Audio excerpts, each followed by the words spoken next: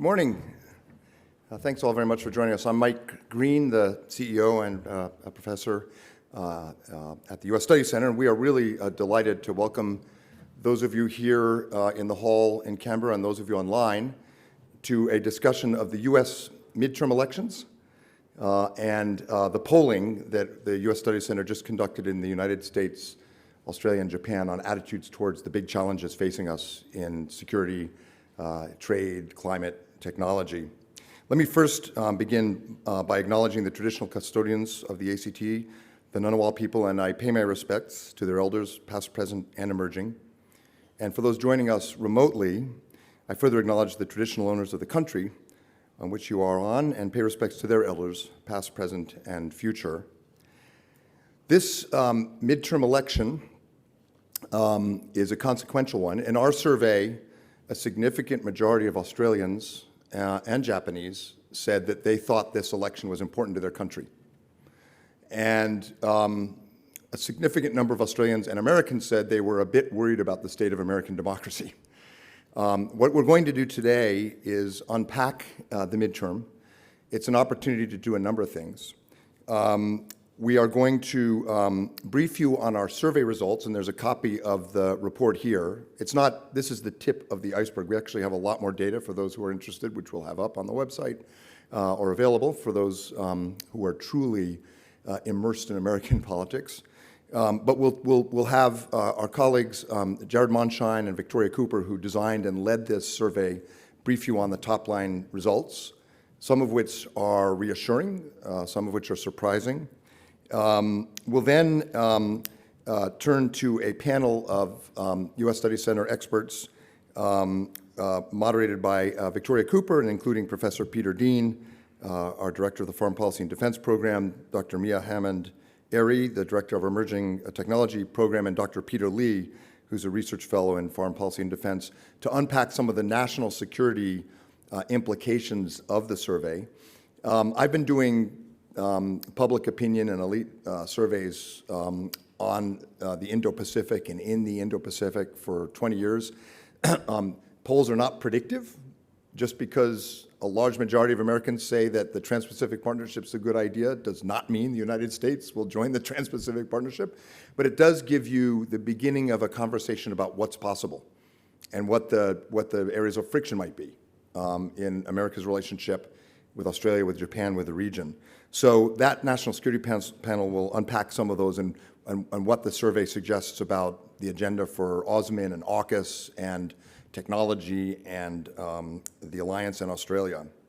I'll then invite Jane Coaston from the New York Times to give some remarks and answer your questions. I'll engage with a dialogue with her.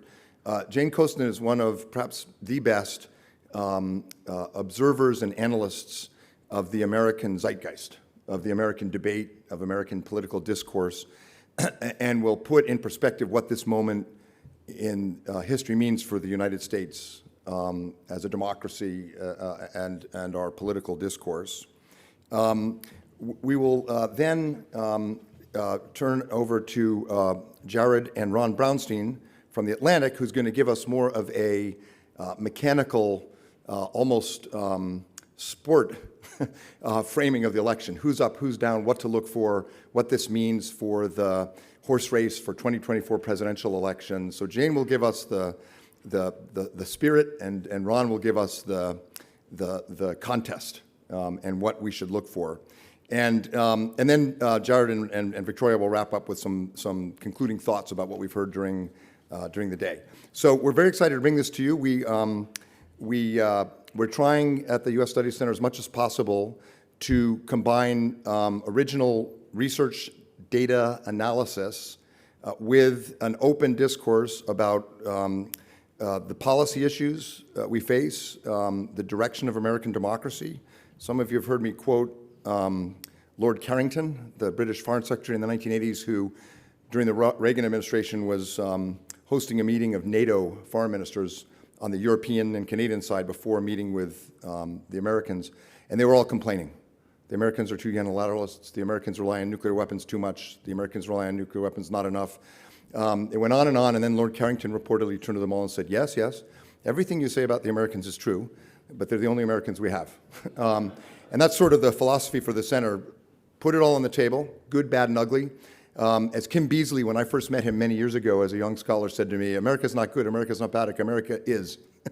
And therefore, for close allies and partners who broadly share our values and our strategic interests, learning how to interpret, analyze, and cooperate with this country of mine is critical, and critical for Americans. And in our survey, you'll see Americans think more than ever before, by a significant increase over the last 2 years, that Australia makes us safer, makes Americans safer, and Australia's voice will matter. So it's important to us that Australians at all levels are informed about and thinking about the trajectories in the U.S. and how to shape the alliance and Australia's interests. So let me, before I turn it over, though, to Jared and Victoria to run you through the survey, let me just say how honored we have to have Ambassador Yamagami of Japan joining us.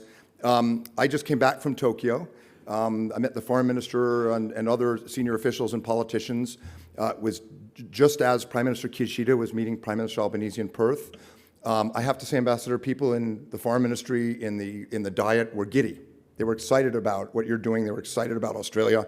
Again and again, I was told Australia is the fastest growing security and economic relationship strategically for Japan, and second only now to the United States, which is a credit to your good work, but also an enormous burden on you to continue delivering. So if I could, before we go into the survey, invite Ambassador Yamagami to give us some framing remarks. We surveyed Americans and Australians, and this time Japanese, because no three countries are more closely aligned on the challenges we face. Ambassador, please.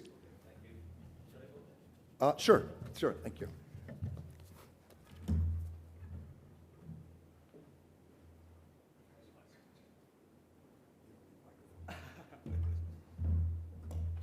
Good morning to you, everybody. Thank you, Mike, for your kind introduction. Let me make a few comments with regard to the U.S. Study Center's recent opinion poll. I was looking at last night with a great degree of interest. So perhaps not as a incumbent Japanese ambassador to Australia, but as a former think tanker of Japan Institute of International Affairs, I would like to provide you with some food for thought, my points of observation. First, I think this opinion poll is quite timely and quite credible in the sense that it is reinforcing that long-term trend of Australia's opinion with regard to its security engagement in the Indo-Pacific vis-a-vis the United States and Japan. And we have seen increasing number of Australians have regarded China as not necessarily as economic partner, but as security threat. And if you look at the Lowy Institute of which country is the best friend of Australia in Asia, until I would say 5 years ago, Japan and China are neck and neck. 1/3 of people say Japan, the other 1/3 say China. But the recent trajectory is more than 40% say Japan, by far the top, and China's number dropped to single digit. So that's my observation number one. Observation number two is I would like to comment perseverance of Australia in this regard. It was under tremendous pressure. Attempt was made to crack Australia. Attempt was made to drive a wedge between Australia and its closest, most important ally, United States, and its special strategic partner, Japan, but Australia could succeed in hanging on. And now countries like Lithuania in Europe is following suit of Australia. Yesterday I was listening to Prime Minister Albanese's speech in Arboretum. He said, increasingly Australia's diplomacy is getting mature. If there is any sign of maturity in that regard, I think this Australia stood tall under tremendous pressure of economic coercion and intimidation. I think this is one great example of maturity. Point number 3, that said, trajectory to come to this point was not that easy. I've been keep on telling my Aussie friends, watch out, because Japan has been suffering from tyranny of proximity for so many decades. But typical answer coming from my Aussie counterpart is, no worries. You say that because you're from Japan. Japan has colonial history. Japan has this issue of senkaku with China. Don't bother us. But after Australia has been subjugated to economic coercion, intimidation, I think we are now in total sync after sharing values and sharing strategic interests. So this brings me to the 4th point, the importance of exchange of strategic assessments between Australia and Japan, between Australia and the United States.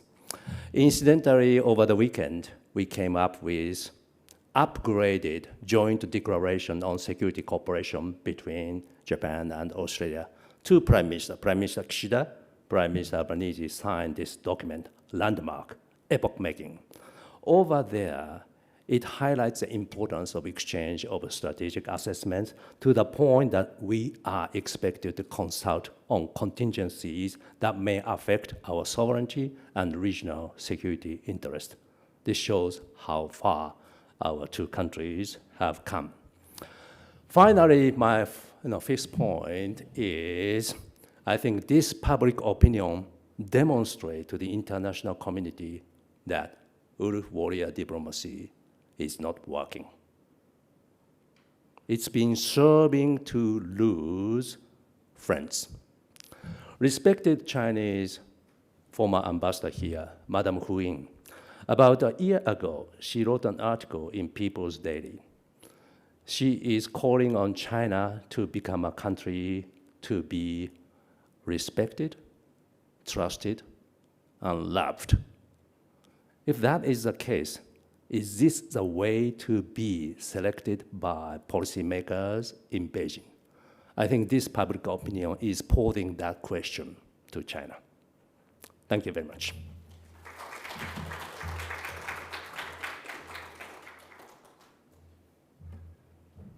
Thank you very much, Ambassador Yagami. As you'll see, there is pretty remarkable alignment among the American, Japanese, and Australian people around China, both the challenge but also the need to exist on the same planet.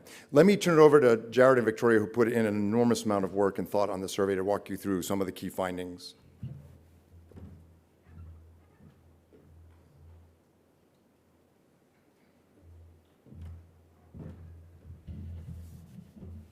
Hi, everyone. Thanks so much for joining us this morning. Hope everyone has recovered from budget night. Appreciate you joining us today.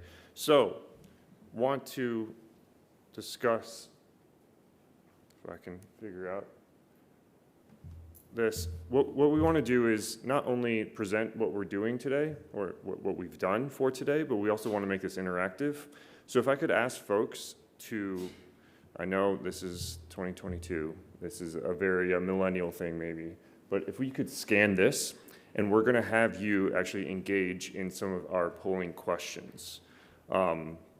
And so it's not just you having to suffer through me talking. All right, so some of you were with us in March earlier this year, where we put out a State of the United States report, or SOTUS as we like to call it, and it was a tough time in the alliance at that point. The U.S. withdrawal from Afghanistan, Russia had just invaded Ukraine. There seemed to be not a lot of political runway for the Biden administration to do very much after the Bipartisan Infrastructure Act. And one of our conclusions was the United States lacks the national unity that leaders of Australia's defense and diplomatic establishment view as critical ingredients of national defense. But since we made that assessment, I think the Biden administration would like to say that they had a pretty good summer. Now the question, US summer I should clarify, the question though is, what does that mean for the midterms? And what's going to happen with the midterms? So in that summer, the Biden administration passed the Inflation Reduction Act, the largest climate package in US history, with $391 billion in spending on energy and climate change, gun control legislation, the CHIPS and Science Act about revitalizing US semiconductor manufacturing, and research and development. We also had the Veterans Health Bill.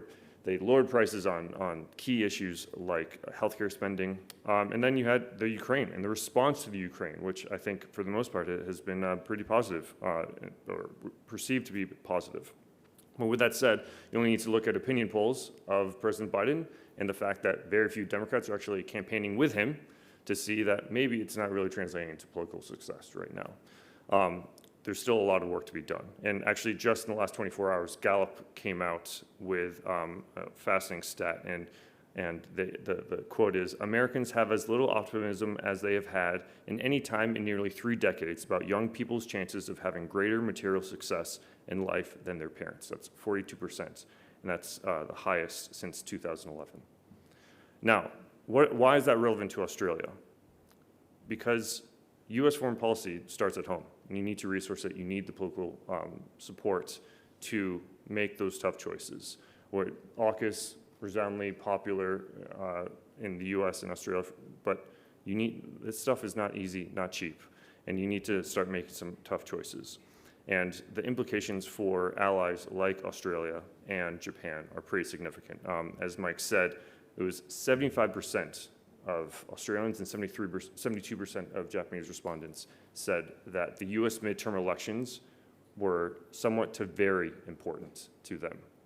That's not normal.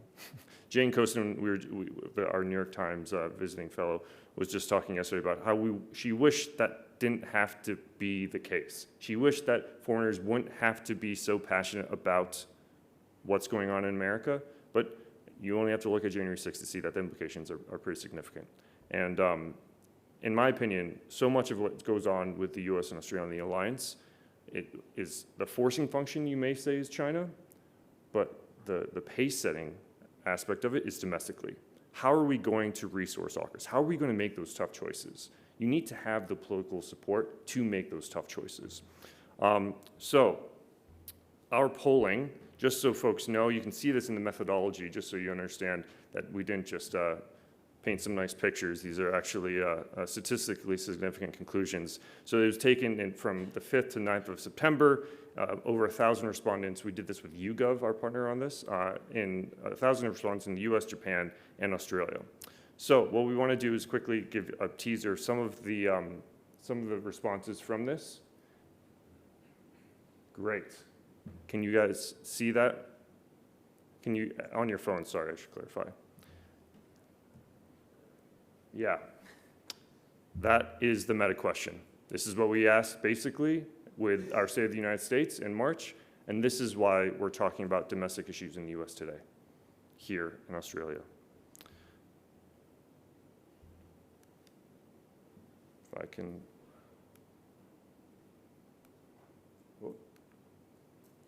now, this is the #1 takeaway, and I want Victoria to speak to that. Yeah, sure. So our #1 finding is that Americans have generally woken up to the security benefits of the alliance. So we found a record 58% of Americans say that their alliance with Australia makes the United States more secure. And that's a 14% increase from when we asked in December 2021, where only 44% said the same. And another standout finding for this, and it's not marked on the screen, is the number of Americans that said that the alliance makes no difference. So in December 2021, 52%, which is over half of Americans, said that their alliance with Australia made no difference to their security. Whereas this year, in September 2022, only 27, so around a quarter, only 27% say the Australian alliance makes no difference to their security. And we can also see in the context of 2020 other alliance arrangements like NATO having sharp increases from 44% in December 2021 to over 70% in 2022. And especially Asian partners, where USSC surveys have shown historically their security benefits to the US are a little bit less clear to Americans. Japan here stands out. Japan rose 76% up from less than 50% in December 2021. So we thought we'd ask our audience again another Slido question. So phones at the ready for this QR code here. We want to ask you, does your country's military alliance with the United States make your country more secure, less secure, or make no difference to your country's security? So we also posed this question to our respondents in our survey, and Australian and Japanese respondents see the benefits of their security alliance with America. We found 63% of Australians and 57% of Japanese respondents said that their alliance with the US makes them more secure. And you can flip to the... Here we go. That's Quick a nice polling. Canberra audience. Thanks, Canberra. So mostly in agreement with our polling there. Even more so. Just reassuring. There we go. So here, yeah, we see 63% of Australians and 57% of Japanese respondents saying that their alliance with the United States makes them more secure. And importantly, these figures show a majority opinion of faith in US security, but that's not that the remaining 37 or 43% see the alliance as weakening their country. Only 12% of Australians and 8% of Japanese say that their alliance with the United States makes them less secure. And security is one thing, so we also asked whether the United States' presence in Asia does more harm or more good. And a plurality of respondents, here we go, yeah, great. A plurality of respondents in both Australia and Japan said the US was mostly helpful in Asia. And in Japan, that was resounding. 52% of respondents said the United States was mostly helpful, which is an increase from the levels we saw in 2015 and 2017 when we asked the same question in our research with the Asian Research Network. And at that point, only 35% said the US did more good, so a big increase to 52% this year. And in Australia, the response was a little bit closer between the three options, with 31% saying mostly helpful, but mostly harmful being close behind, with 28% of respondents sharing that view. And we can also see that there's some partisan difference on that topic. But the difference is Australian views are actually softening. So before we draw conclusions about Australians thinking that the US presence in Asia actually does more harm, in 2015 and 2017, you can see that the number of respondents saying that the US did more good is much lower than it is this year. So 31% this year said the US was mostly helpful, whereas the 2 years before that, it was less so. So why such warmth? Well, when it comes to regional alliances, we believe the impetus for the growing concern is to do with China and China's influence in the region. So USSC polling in 2021 showed a dramatic increase, you can see it there on the screen, on the number of Americans describing China as an enemy of the United States. And our polling in 2022 shows that that view largely persists. And when we asked the same question about China's influence in the region, whether it did more harm or more good, the response was much more strongly that China does more harm in Asia than good. So what do we do with this now? I'll pass it over. Now it's a question of operationalizing these findings, right? Operationalizing the support, operationalizing the fact that there's record support for alliances, and also a steadying and I think a calcifying view of China in the region, as the ambassador said. I think Wolf Warrior diplomacy has not worked. And so what we wanted to do is we provided some hypothetical situations, one of which was Taiwan, how to respond to an invasion, a Chinese invasion of Taiwan. And what we found really fascinating on this is the fact that and you probably may have seen it in The Guardian, but nearly half of Australians would be willing to send troops to Taiwan in an invasion. But what's important to note is that it says sending troops to help the United States defend Taiwan. We did not give U.S. respondents that answer. And so may be unsurprising then that American responses to sending troops was a bit lower than that.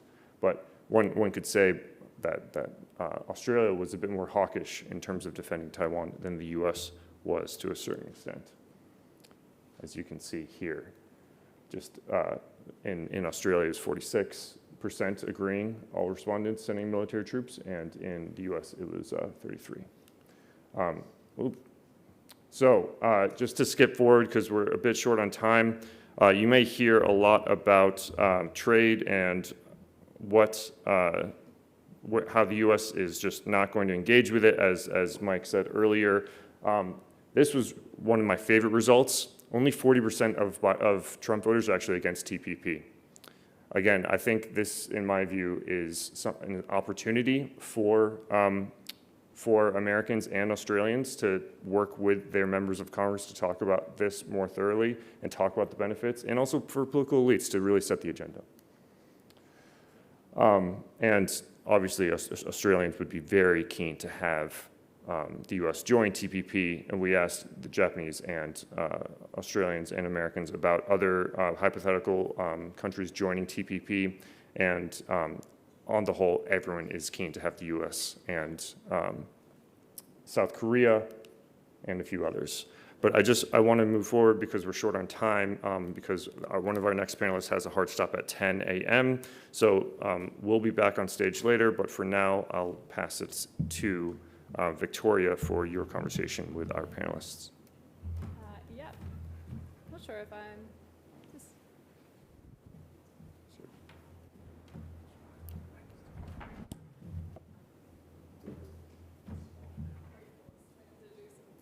Oh, we're doing some miking. All right, so that means I have more time. Thank you. We have more time to go back to another hypothetical, and that was Solomon Islands. So we had Taiwan, that was one hypothetical. The other was China building a base in the Solomon Islands. And Mike and Victoria and I had some fun with this one. We offered a pretty wide range of options. But what I really find in both Taiwan, the Taiwan hypothetical and the Solomon Islands hypothetical, is the fact that you can see that calcification of views of China and support for alliances, but you can also see there's not a lot of support for using military force against a base in Solomon Islands. There's some nuance here, right?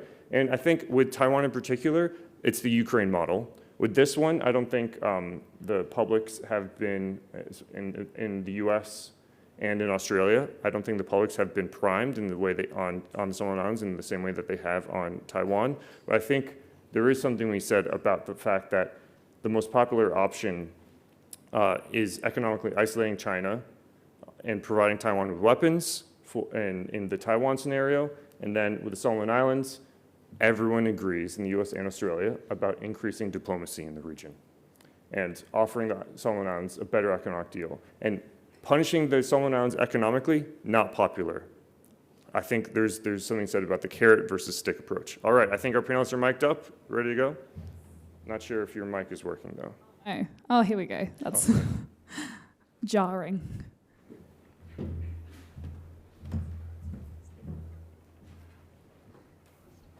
Well, our panelists come up. Welcome, everyone, and thank you so much personally from me for attending this panel discussion. I'm really excited to take a deeper dive into some of the national security implications for the Alliance agenda with experts on national security, as the people on my right here are today.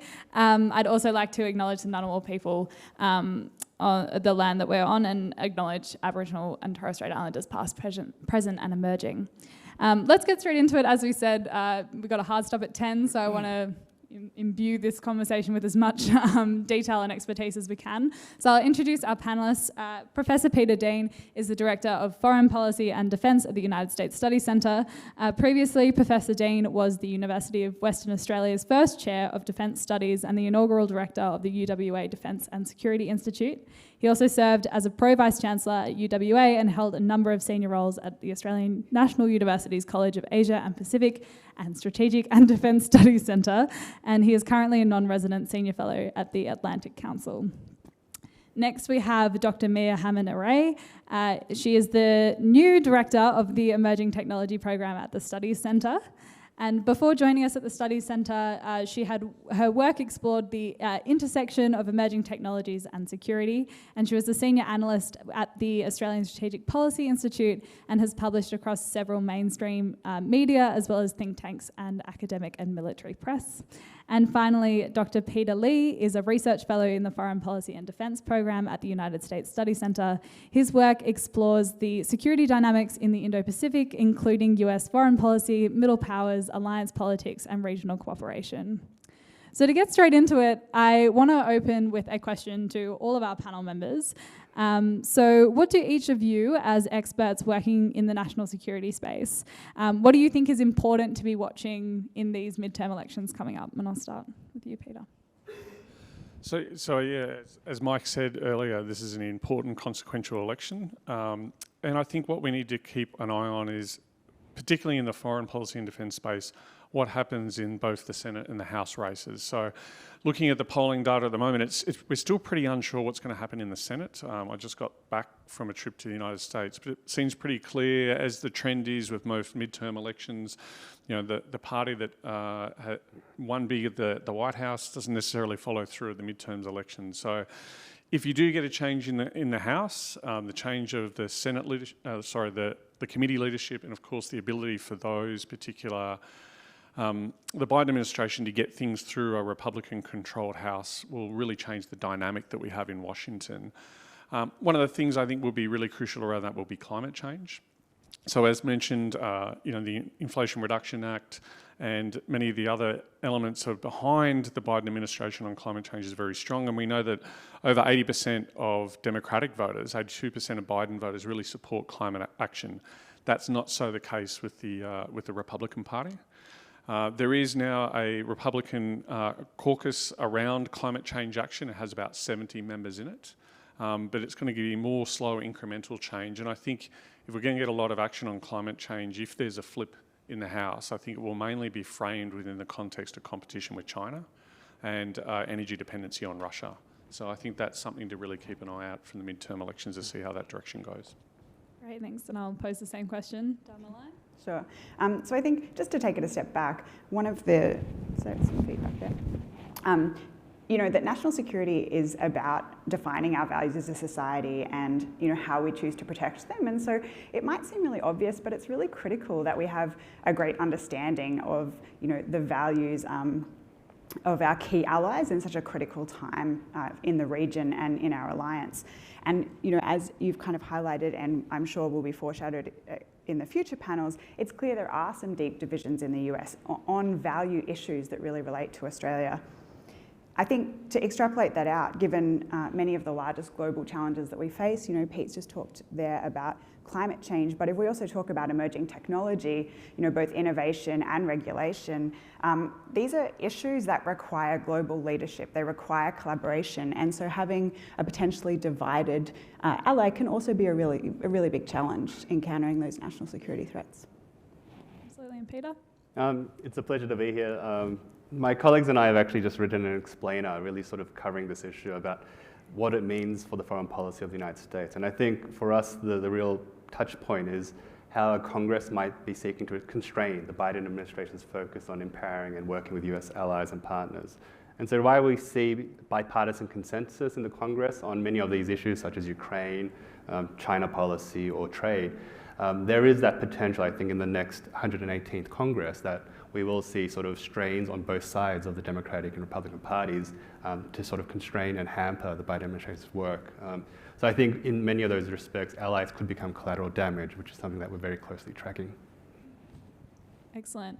And with that in mind, with the midterms context, I'd like to ask more about our headline finding again about alliances. And Pete, I mean, I only read a portion of your bio there, but I mean, we colloquially call you the alliance guy because so much of your work has been focusing on the US-Australian relationship and how to improve that. So, I mean, I want to turn to you. Considering our findings here about alliances, what have you found most striking or most compelling when you read the report? Yeah, look, I think there's some really fascinating details in this report, and the slide that we can see here at the moment, as you mentioned at the top line, you know, I've probably got three big headlines out of this, and this is the number one. You know, the rebounding popularity of alliances is really interesting. As we see, they go from that kind of range there from, you know, the bottom of the 40s to just under the 50s, right up into that kind of, you know, high 50s to mid 70s range. So that's a really significant turnaround. Given what's happened in Ukraine, given what's happened around the world, I expected when we put the poll in the field that we get a bit of a bump here, but I no way expected that we get kind of this level of change in sentiment. And so in that respect, it's really heartening to see, but also it's, in one sense, it's really obvious to see because alliances are generally formed. If you strip away everything else about alliances, they're about aggregating power and they're about threats that we worry about. So as the threat issue rises, so you would like to see that, if that's what is at the core of having an alliance is all about, then you would see that type of response. But I think just the level of response is really, really significant. The second one I'd like to point out is the other bit of polling data which we did, which is the depth of support for the alliance between Australia and Japan. I think that's particularly important. There's been, as the ambassador said, a very warm feeling from Australians towards Japan in the region. It's one of the most trusted countries from a number of significant polls over a long period of time. But I didn't actually expect that we'd get this level of support from Australian respondents in particular. Good timing for the poll to come out. Obviously, the meeting in Western Australia, in Perth, the signing of a deepening security partnership, and as we heard from Mike, that in Japan itself, Australia is basically emerging as the #2 security partner. But I was surprised that, again, that we get to that level of depth, that nearly 60% of Australians think that a military alliance, a very specific use of language in that question there, would make our country more secure. And the final one that I'll just highlight is about the support for the US military footprint in Australia. So we've had the long-term rotation now of Marines in Darwin, going back to the Obama administration, the Gillard government. And that's gone very well. I think, if we go back and look at the time, one of the great concerns about that was how that would go relative to US military presence, like we've seen issues in Japan or in Korea or in Europe around that. They've slid into the community very well. I've visited MRFD on a number of occasions, and certainly engaging with the Australian community in Darwin. They love having the Americans there. It's great for the economy. It provides a vibrant engagement into the community, and it's been really successful. I know I was just in Indo-Pacific Command, and I was speaking to the Marine Force commanders over there, and they said it's a very popular billet for Marines to get onto to come to Australia. They fight really hard to get onto the MRFD rotation, so that's gone exceptionally well. But yeah, the depth that there's actually genuine support there to increase the size and rotation of US forces through Australia, but it's just generally well received. And I think, again, that's probably aligning, as you mentioned, with the growing concern about China in the region. And I think the other key thing, while Ukraine is a long way away from Australia, it's not, in our backyard. It does and has reminded all of us that even nuclear-armed powers can use military force and coercion to achieve their political ends. It's reminded us all of how large the scale of a conflict can be below that nuclear threshold. And it's been really heartening to see that how NATO has responded to that. We've got the expansion of NATO, so our allies are important. And of course, US military force presence in NATO countries, and that NATO security guarantee, I think, has very much constrained Russia's options in some areas as well. So I think that's it's all reflective. And yet again, what I'm so pleased about with opinion polling is the Australian public, along with the Japanese public and the American public, are pretty switched on to international issues. And it's something, again, that our politicians, our policy elites needs to pay careful attention to, because all policy options have to have that wealth spring, as Jared said before, about starting with domestic support at home. Yeah, and I mean, if I was to summarise so much of that content, it's that there's this warm and fuzzy feeling towards all these allied partners, and we're all keen on cooperation and advancing together. But at the same time that we see these warmths between the US Australian public and the US Japanese public, we also see Australia wanting to pursue a more independent foreign policy. And I think we have a statistic probably coming up on the screen soon. But so what do you think is driving this trend that so many Australians think it's very important? You can see there 44% of Australians thinking it's very important to pursue a foreign policy that's independent of global powers. What's driving that? Look, I think this comes down to the question of sovereignty. All nations, one of the things that defines a nation state is having a level of sovereignty. And Australians have always been keen, while they've always been strongly supportive, as opinion polls have shown for year after year after year, of the alliance with the United States of America. it's always, there's an element of that that's deeply ingrained into the Australian political discussion, as it is with most other US allies, about maintaining a level of sovereignty. So if we go back and look at the 1960s, 70s and 80s, when there was a huge discussion about the joint facilities, about Pine Gap, about Northwest Cape, etc., we developed the concept, during particularly the Hawke administration under Kim Beazley, as Mike mentioned before, of full knowledge and concurrency, that these are joint facilities. They're not US bases on Australian soil. They are jointly run and manned between Australians and Americans, and we get full knowledge and full concurrency of the information, which helps maintain Australian sovereignty around these particular issues. And I think this question of sovereignty, as we're seeing a changing regional strategic balance, is becoming more and more heightened. Our new foreign minister, or not so new now, our foreign minister Penny Wong, has used this notion of having a strategic equilibrium in the region a lot. And behind that, she talks about the importance of that strategic equilibrium is so states can have the ability to make sovereign decisions in that strategic environment. And I think that wellspring comes from also Australia's perspective. We want to, be free from coercion or be able to resist, foreign interference from other states and have a sovereign ability to make our own decisions, but within the alliance context, also having that sovereign choice. So it's really about agency. And one of the interesting things about an independent foreign policy, that doesn't disaggregate itself from the alliance, because the Australian government made a conscious decision in 1951 to sign a treaty with the United States and New Zealand, and every Australian government, every single day since then, continues to get up in the morning and make an independent sovereign decision to keep that alliance. There is nothing stopping, the political class in Australia from changing their mind. So this is a part of Australia's independent foreign policy. We choose to be every day in an alliance with the United States, like we choose to have partnerships with other countries like Japan or Papua New Guinea, Solomon Islands, who else it needs to be. So it comes back to that agency. I think there's a bit of a heightened sense here in the public opinion polling, again, as that bit of that hedge against US domestic politics, as we heard. The values issues, that Miah raised, the questions as Jared posed about the state of US domestic politics. So while we enjoy all the wonderful benefits of that, the Australian government still wants to be able to go, well, if US domestic politics goes in a way that we're uncomfortable with and the US president makes a decision we're uncomfortable with, we still have that sovereign right to go, actually, we're not for that. And what sort of got lost, I think, in the last 10 or 15 years or so in the alliance, when we've had such close agreement on many things, is that there has been times in the alliance that we've made significant differences, particularly over trade policy, but also over regional relations with the United States. We just haven't seen that for a while, so it's kind of been out of our short-term memory.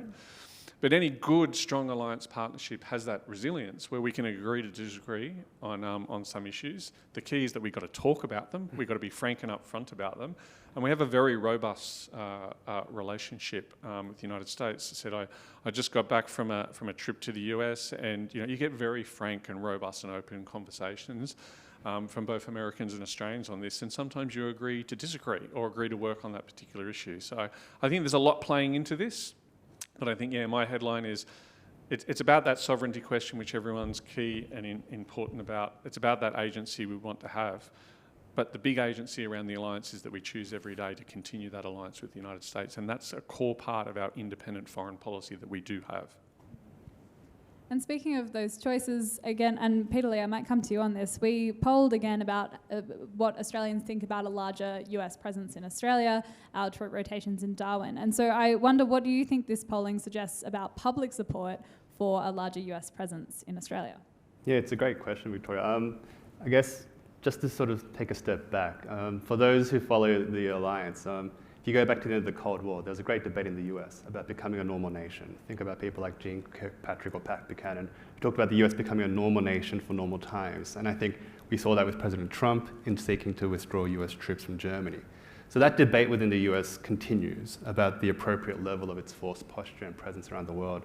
I think the flip side of that is the appetite amongst allies for hosting US forces, whether on a rotational or permanent basis. And so really with this question that I wanted to include in the survey was, what is the Australian public's attitude and appetite for hosting a US presence, and what is the appropriate number of that? And so quite a lot of polls that have been around in the last few years have generally sort of asked, are you in favour of a US force presence in Australia? And generally it's very positive. What I wanted to ask for our survey in this time was really what that number was, and the number of 2,500, and whether the public were for or against that. And so as you can see, hopefully if we can get my poll up, we found that about 45% of people were supportive of the 2,500 US Marine rotational presence in Darwin. About 27% supported an increase of that. And actually 40% of coalition voters wanted an increase from 2,500. So I think unpacking that sort of broad 60 to 70% range who support a US military presence in Australia, we actually find that about 45% are happy with where we are today after a decade. I thought it was interesting to get the Japanese perspective on this, to say what would be a comparable numerical threshold for US military presence. And so, as you know, Japan hosts about 55,000 US forces. In the Japanese figure, it had about 45% support for the status quo of 55,000 US soldiers. 23% of the Japanese public wanted a reduction of the US force presence, and only 5% wanted an increase. So in Japan, that number of 55,000 is broadly in the right vicinity. I think there is scope there for Australia to go further in terms of hosting US forces, but there are limits there that we need to start debating about how many is actually going to be enough. That's a great answer. Miah, I might turn to you. We polled about China, and one of our things was when we found that statistic in 2021, that huge increase, we had to keep checking our numbers, being like, did we conduct this survey wrong? Like, it's so rare to see such a sharp increase in public sentiment in that way in our polling. But I think that speaks to this particular geopolitical environment that we are in. So considering this context, why do you think such a large percentage of, actually we have a statistic coming up, but we have findings that a significant number of Australians, Japanese and US want to collaborate more closely on tech cooperation. And so in this particular context, why do you think there's such an appetite for this kind of level of cooperation between our countries on emerging tech? Yeah, thanks, Victoria. It is a great question. And I wanted to thank the Ambassador also for raising Australia's position in this geopolitical environment and the broad scale of what the recent US national security strategy called statecraft and modernising our statecraft. And if we look at the kind of experiences Australia has had, we're looking, as you said, on economic coercion, but also foreign interference and also tech-enabled information influence, say, recently in the Solomon Islands and so on.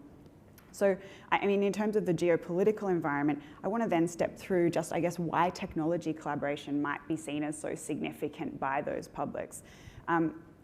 It's really obvious, but technology is an essential and critical service. We're all relying on technology from an individual level, and from a personal perspective, it's impossible to avoid emerging technologies in our lives. From a national security perspective, as you can see, the technologies listed in the poll, artificial intelligence, quantum computing and semiconductor manufacturing, are areas that we've already identified as critical to our national security and worth protecting. So when we talk through this slide here, you can see that strong support. Only 3 to 6% across all three nations expressed any reservations about collaborating with one another to develop these technologies, and over 70% support that collaboration. What's really interesting here is that we didn't actually differentiate between, nation-state collaboration, like government, military, intelligence, and so on, or commercial, or, personal. And so what's really interesting is I think this is a reflection of just that pervasiveness of technology in our individual lives and a recognition of how critical it is to our economic success, to our military success, both as individual nation states, but then obviously as a collective. I guess the results don't seem that surprising when you start to think about the role of technology across all of those vectors. And I think what will be really exciting going forward is getting a deeper and more nuanced understanding of how the consumer, business and government collaboration will work. I think talking about the threat that we're currently in and the process of decoupling, we really need to understand the public sentiment. And that's why this polling is so exciting, because it actually shows for the first time, I think, the way that Australians, Americans, and Japanese feel about collaborating on such a critical national issue, which, going to Peter's point earlier about sovereignty, they're traditionally areas which have been seen as, nation-state in isolation, and we're starting to see much, much stronger public support. As we continue to decouple, the consumer, business, and government costs for decoupling are going to increase. And so it's critical that we understand public support for that collaboration to try and mitigate some of the economic and tech costs that we're going to experience from decoupling. Yeah, really interesting findings on tech, and obviously a very important issue going forward.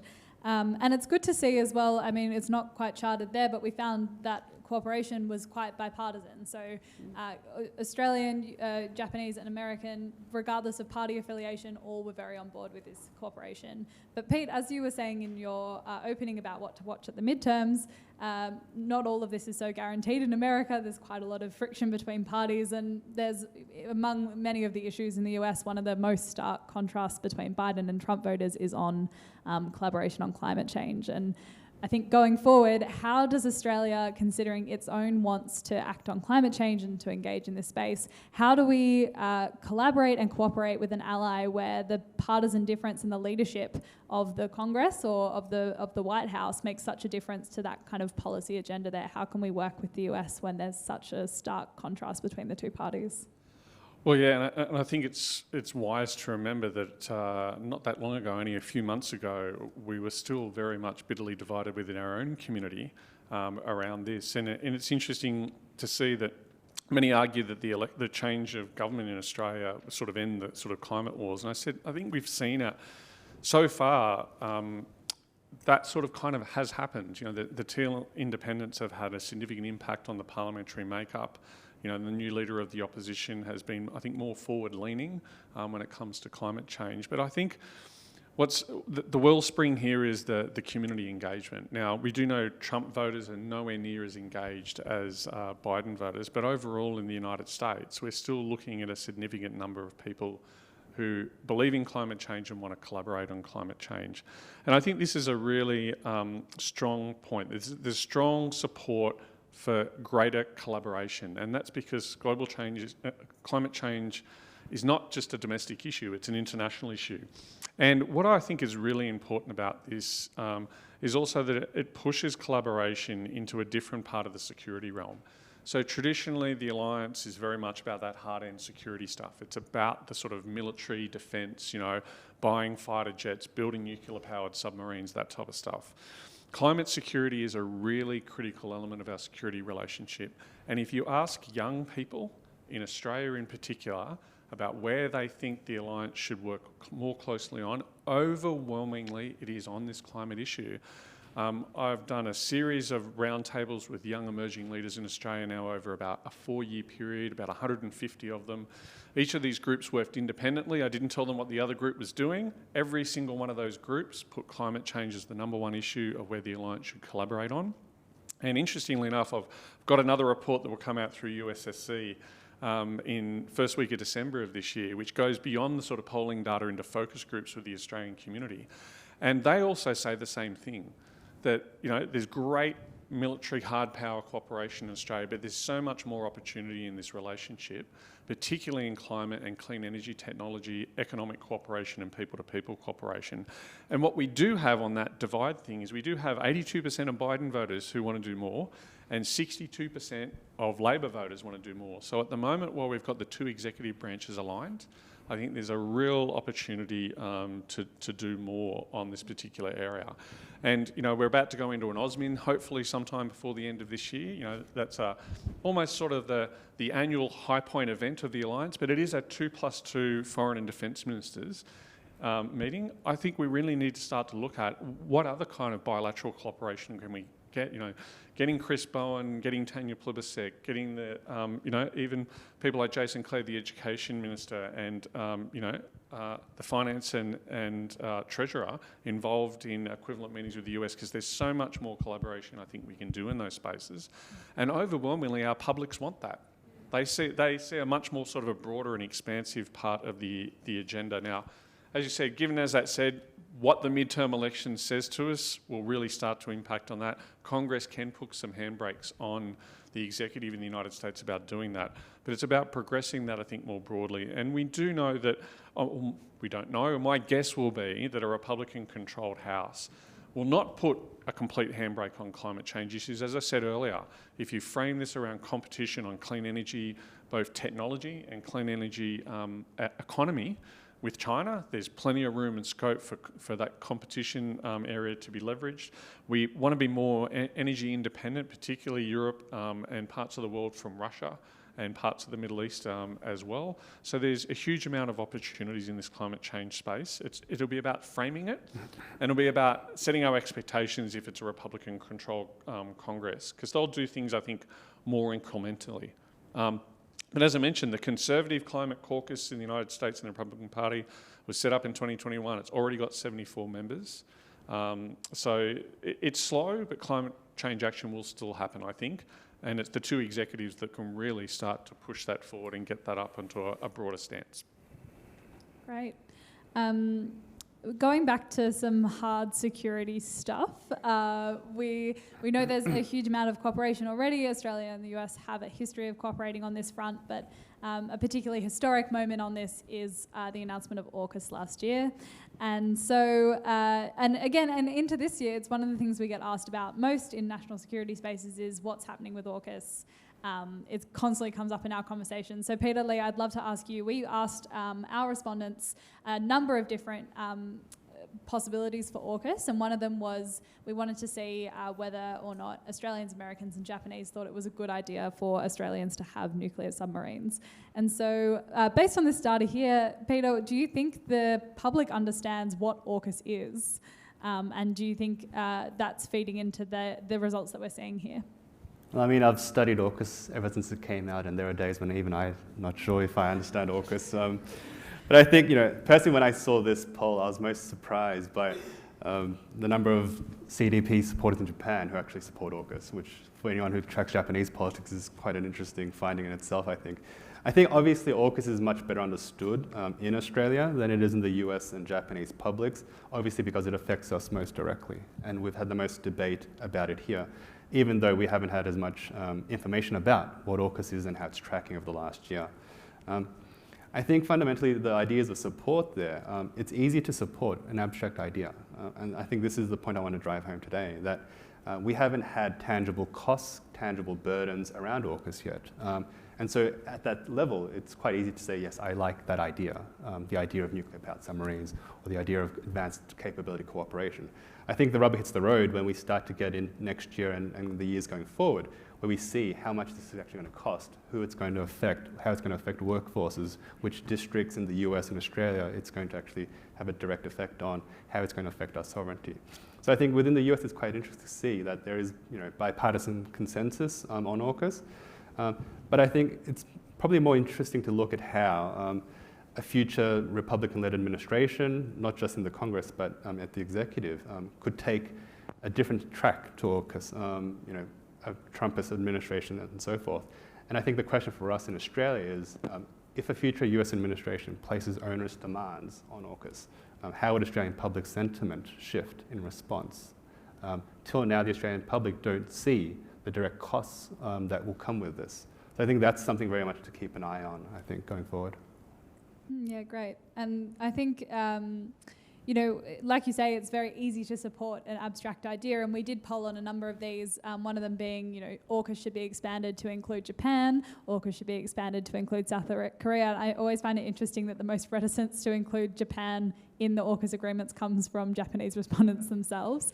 But I mean, we can see here that there seems to be enough public support in any kind of AUKUS arrangement, be it expanding it, Australia having nuclear submarines, considering talented visa programs. There's a lot of public support here. Perhaps it is that we don't yet have these onerous demands, but maybe if we can remain on a positive note, Peter, what would you like to see in the agreement going forward?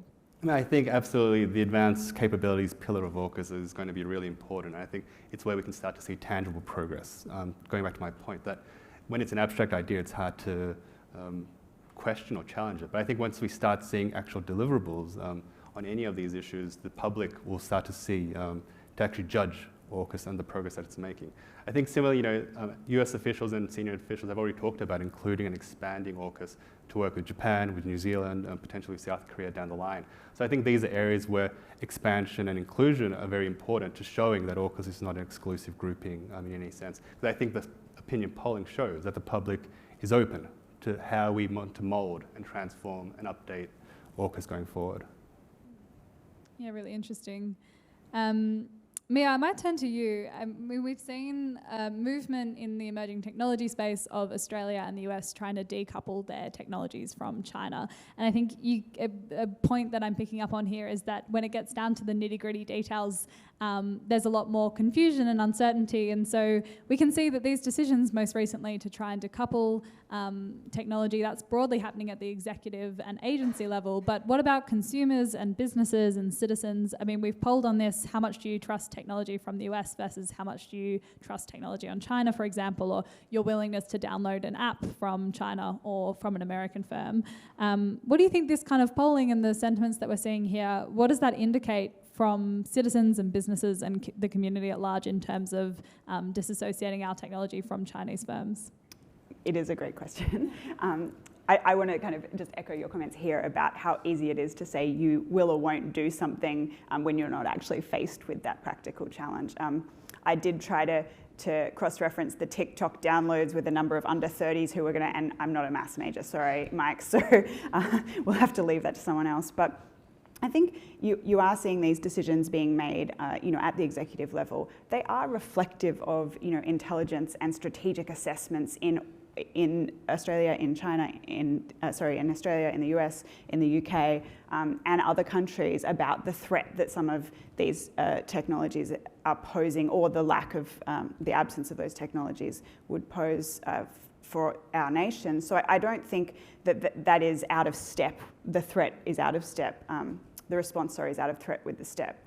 But I would say, I think it's probably a bit too early to assess the significance of those changes yet, and to be able to understand whether that impact has had, whether those decisions have had the impact that we hope. And we may never be able to assess that.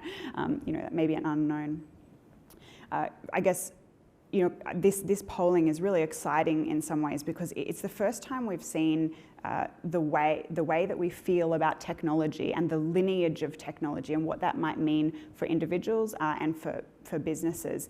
I think it's really interesting that it shows quite clearly here that there are fairly high levels of concern about downloading Chinese technology, particularly applications. I would note that there seems to be an unwillingness of older respondents to download any applications. So, take that for what it is. It shows there's a much higher level of distrust of technology from China versus the US. And not shown in this particular poll, but in one of the other polls, questions that you've asked, there's really high levels of support, I think, across all three countries for maintaining and even increasing restrictions on Chinese tech into Australia. And that's also a really interesting outcome. Another question in this poll shows Australians, as well as US and Japanese respondents, were willing to pay considerably more for technology not from China. And again, I think this really indicates a willingness to better understand our tech lineage. Government, consumers, and businesses, they want assurance that the hardware and the software that they're purchasing is effective, safe, and built by a trusted entity. And I think this really comes back to that tech collaboration. And, as Pete said, we have really considered the alliance in such a military perspective, but actually broadening this alliance out, we're really talking about collaboration in new areas. And technology shows here that we're really interested in collaborating in technology. We need to collaborate in order to actually be able to decouple and to mitigate, that diversifying supply chain, diversifying our trade relationships too, to counter the impact and the costs of that decoupling. So I think these are really exciting figures, and I can't wait to explore them more. Can I add something? So yeah, that's a really fascinating point. And I think what some of the data shows, particularly with the rise of people's concerns about China, and obviously Russia, given what's happened in Ukraine, is we kind of know, we know what the alliance is against. But a lot of the work that I've done is getting beyond the polling data with the focus groups, people can't really tell you what the alliance is for. And I think this comes to Mia's point is it's a changing society, it's a changing security landscape. We've got these broader areas now of competition in technology and the critical importance of technology. I mean, we're all seeing the impact of cyber events in our lives. I mean, growing and growing. You know, yet another one in the last week where a major firm has been hit by a cyber attack. So it's about, you know, reframing the alliance and contemporising the alliance. And I think that's a really important part. The tech is a really critical component of that, as is climate change, as is some other areas, because as generations change as well, you know, their interests and what they see as critical, and if the relationships don't move with them, and with the events and the issues at the time, people start to wonder what it's for and where it's going. So we kind of know what it's. The public is telling us we know what it's against. We know the threats and the concerns we have. Here's a raft of issues we think are really important. And I think the question for the public then to our political class is, do those things line up? If we're saying all these key things, critical emerging technology, climate change, you know, as well as, you know, military basing and stuff are all of this relevant importance, how does that get packaged together, and how do we understand how the alliance is being operationalised in that respect?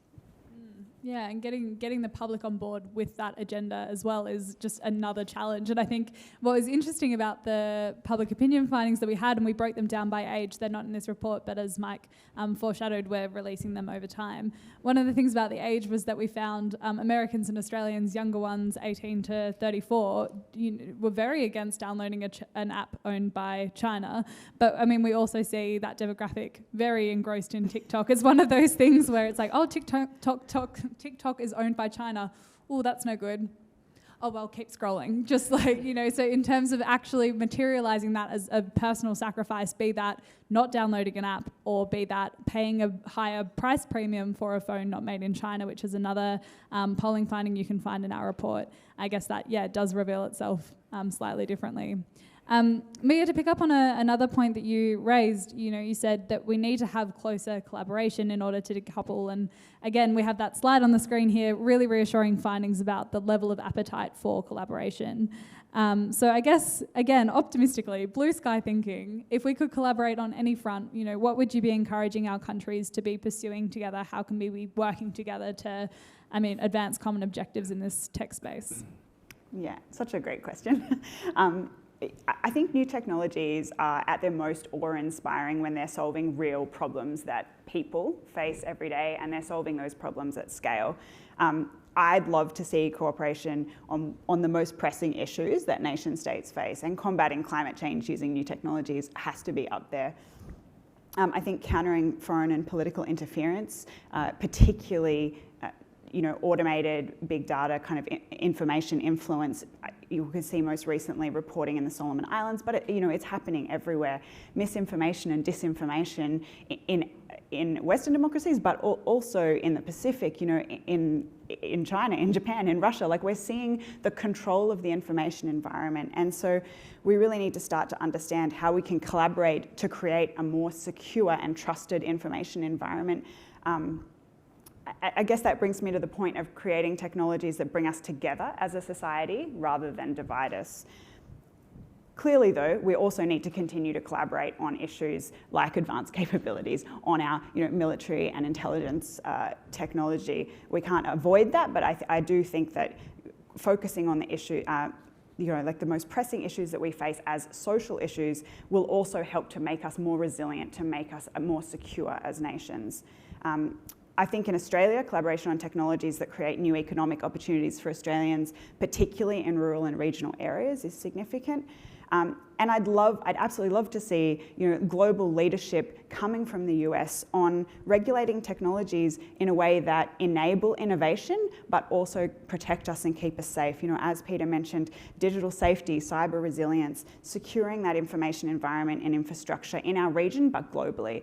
And we need to start to see more leadership. Yes, things are coming out, but we actually need to continue to drive that, because in so many ways, the digital landscape is the scaffold of our society, and we need to protect that. Yeah, great. A greater role for US leadership in technology. I guess turning back to the midterms, they're so close now. I feel like we've been talking about it all year. I mean, Jane was saying that, you know, she wished alliance partners didn't look so closely at the midterm elections.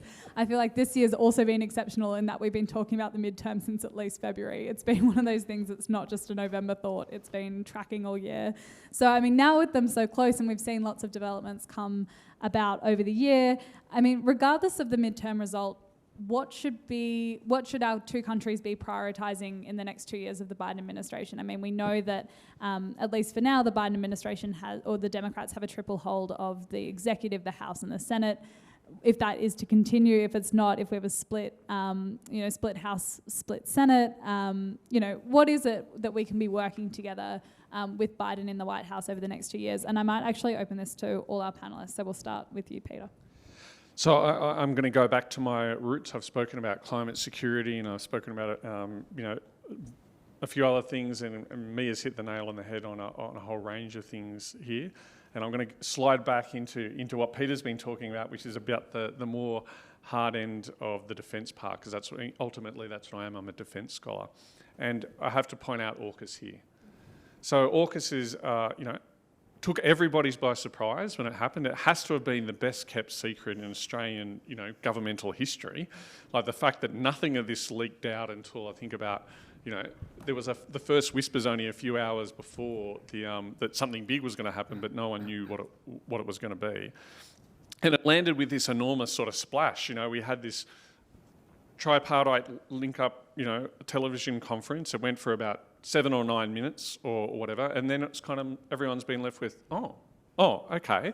And it's sort of been very focused on nuclear-powered submarines.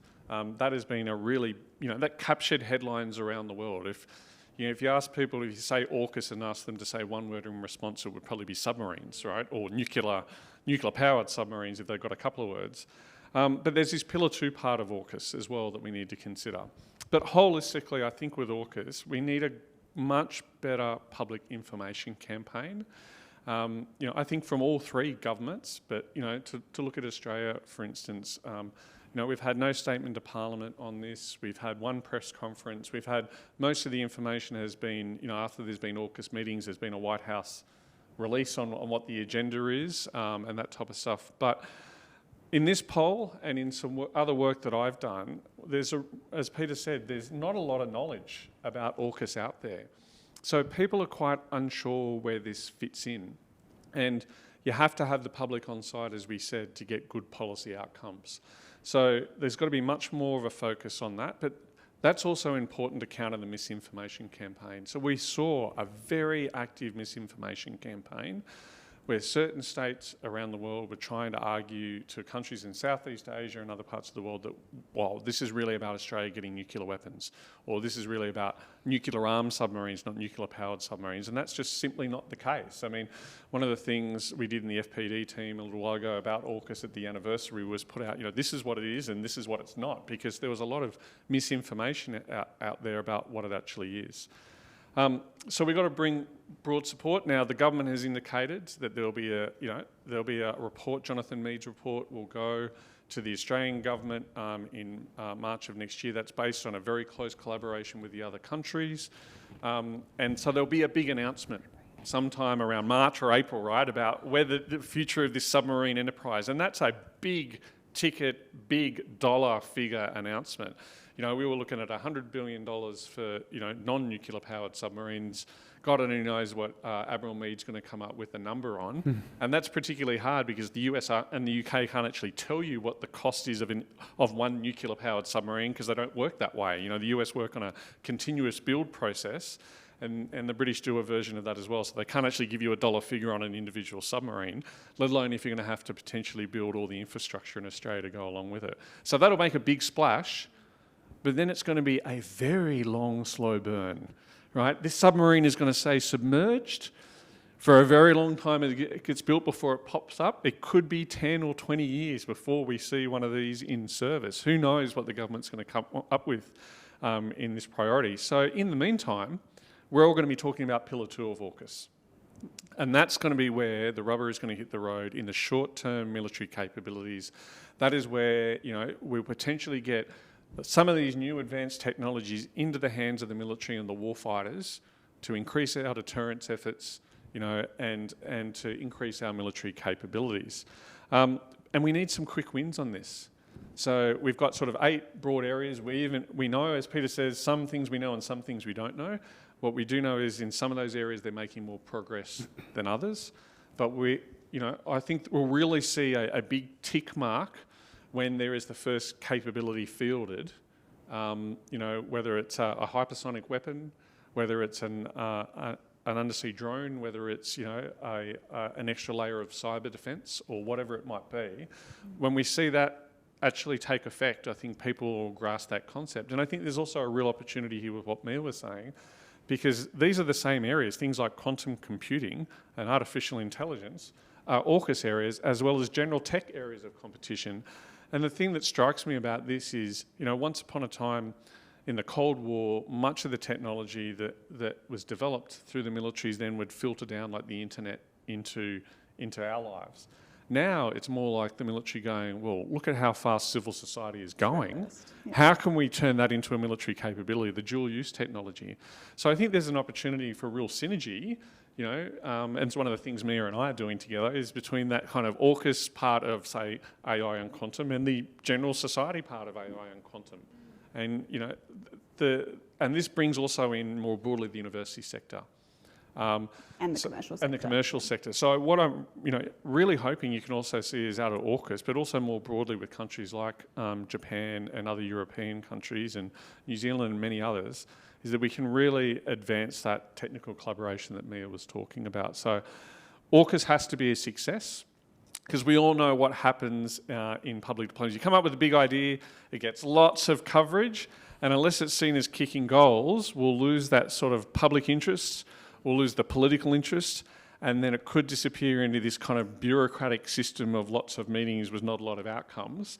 And then if you lose interest, and you know what it's like as an administration in the United States comes and goes, or the House or Senate changes, and if there's not as much interest and the next shiny thing comes along, that's the real concern. But if it's seen as tangible, the public knows what it's about, and it's seen as having effects, it will have a life of its own in terms of that momentum. And I think it's really critical that it does have that momentum and life as its own, because it's a really important initiative. And Peter, just to add to that, we may not actually see many of the AUKUS outcomes, because when you're talking about advanced capabilities and intelligence exchange, they may not be visible to the public, but one of the things that will be is a very vibrant private sector exchange. And that's one of the ways that we can start to develop that and understand what's actually happening in AUKUS with such limited information.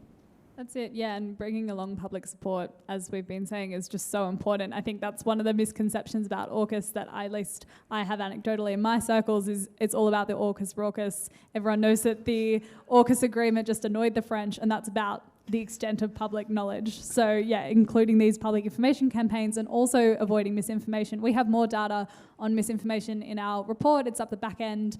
And you can see Australian, Japanese and American publics rank misinformation as one of the most highest concerns about the future of the US. If I can have a one finger on this, I was watching, budgetary coverage yesterday, and Christopher Pine was on the ABC, and he was talking about some areas of the budget that need more attention. And he said, what you've got to do as a politician is you've got to talk about an issue endlessly until you're so sick of it, you're literally physically vomiting. And as a politician, when you're at the point of physically vomiting, you probably know the public's finally gone, oh yeah, we know about that thing now. And we haven't had I don't think we're yet to have someone at that point in any of the 3 countries on AUKUS where they're so sick of talking about it. So maybe that's what we've got to take a bit of Christopher Pine's advice. Yeah. Hope to avoid any more vomiting today. That would be as we go on about these issues. But maybe I'll turn to you in terms of the alliance for the next 2 years. What should we be prioritising? I won't harbour the point, but climate change. I really think that, as I alluded to earlier, that the information environment and seeing global leadership on improving the stability and veracity and being able to trust, I guess, the information environment and critical infrastructure globally, but especially in our region at such a critical time. You know, when we talk about the recent breaches, data breaches, of which I think are we up to 3 in the last 2 weeks? I mean, I can't keep count, but they're really going apace, and we need to start to understand digital safety and cyber resilience, not just from a nation state perspective. We actually need to understand those kind of data flows globally and how we might begin to secure that. So I really think regulating technology, and I would say, like, you need to do this in a way that both enables innovation and creates security and safety for individuals and nations. And that's an incredibly hard ask. Like, these are technologies, you know, as Pete kind of mentioned, traditionally we've seen these kind of technologies coming from defence and trickling down into society. And now we're seeing these technologies have grown up in the commercial sector, and they are outstripped our capacity to regulate them. And so we're now catching up, and we'll do that. I'm confident that we'll do that. But understanding the role of data sets and critical data sets, you know, the Optus breach exposed for us how easy it is to have almost population-sized data sets released or potentially released. And I think we really need to understand what protecting critical data sets might look like. And I'd love to see leadership from the US in that space. Also the cyber leadership and, of course, Intel collaboration on advanced capabilities. And Peter, if you could bring us home, what should Sure. the US and Australian relationship be doing in the next 2 years? I think just very quickly at AUKUS, because Pete's already covered it, just next year and the year after, we need to very quickly figure out the costs of this for the Australian public, but also that we ensure that AUKUS proceeds in a way that protects Australian sovereignty and our decision-making going forward. I think, as you recall, last year, a lot of the criticism of AUKUS was that this would somehow compromise Australia's national sovereignty and the way our ability to choose. So I think ensuring that that is preserved going forward is absolutely crucial. And I think on the other aspect of the bilateral, the enhanced force posture initiatives, I think this year is a decade since the first US Marines landed in Darwin. And so the question going forward, I think, is the north of Australia is going to play a much more important role in US regional strategy in the years to come. And we need to very much have an honest and frank negotiation with the United States about how much of a burden we want to have, who is going to bear that burden in Australia, which communities will be hosting these US forces. I imagine it's going to be a lot more than 2,500 in a decade. And so I think the question really is, we have done this before, and I want to end on this point, that my boss is a historian, so I always talk to him about, you know, the Australia-US alliance in context. At the height of the Second World War, Australia hosted 150,000 US forces in this country. That is what we talk about when we say strategic urgency, the risk of conflict. You know, 150,000 soldiers, almost 1 million US soldiers passed through Australia. That is what a high burden looks like. But we chose that, and we did that. So I think we need to have discussions about how much we want to host, what kinds of capabilities we want to host in Australia, and ensure that the Australian public comes along with us in that discussion. Great. And yeah, again, this warm and fuzzy feeling between our alliances and our countries, hopefully that helps us have these honest and frank conversations that we need to be having. I think we are running out of time swiftly, so I'd like to, if you could join me in thanking our panellists for such an intriguing discussion. And there's plenty more findings coming from our report, both in the national security space and in the domestic politics space, so stick around, and I will hand over to Mike. Thanks very much, Victoria. That was exactly what we wanted to do with the survey data, is to think through not what the survey results predict will happen in policy, but what it tells us about the political and strategic and ideological landscape. And so we will be rolling out a series, actually, of more in-depth working papers that use the survey results or pieces of them to make recommendations on trade, technology, defense. And just to be clear, Peter Lee and the U.S. Studies Center are not proposing that Australia host 100,000 U.S. troops and that 1 million troops pass through Australia, although you could easily find 1 million members of the U.S. military who would like to. So we're going to try to turn this into solutions and ideas for the alliance. We'll take a break until 10:15. Because we're a very bicultural organization, we're going to have both a coffee break and a tea break. And then we'll come back, and Jane Colston will join us from the New York Times to talk about what this moment means in the American political life and zeitgeist. So thank you all very, very much. See you back in 15 minutes.